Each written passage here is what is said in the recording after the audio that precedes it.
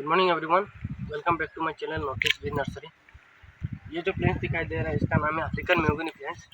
ये देख सकते हो आप, इधर में बहुत सारा प्लांट्स अवेलेबल है।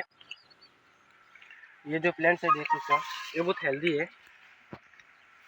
इसका हाइट लगभग 3.5 फीट 4 फीट हो गया अभी, देख सकते हो आप। उसका लीव्स भी देख लीजिए कितना हेल्दी है। स्टम भी देखिए कितना बड़ा हुआ है, पूरा हेल्दी प्लांट्स है ये सिर्फ 4-4.5 महीना हुआ है इस प्लांट्स का घर में लगाया हुआ है, देख सकते हो आप। तो देखा बाल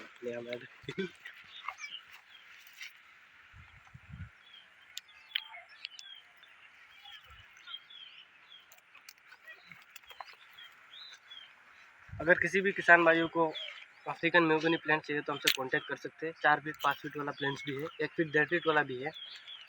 किसी भी क्वांटिटी का मिल जाएगा। All India delivery service available है। चाहिए तो हमसे कांटेक्ट कर सकते हैं। हमारा कांटेक्ट नंबर डिस्प्ले पे शो हो रहा है। Thank you.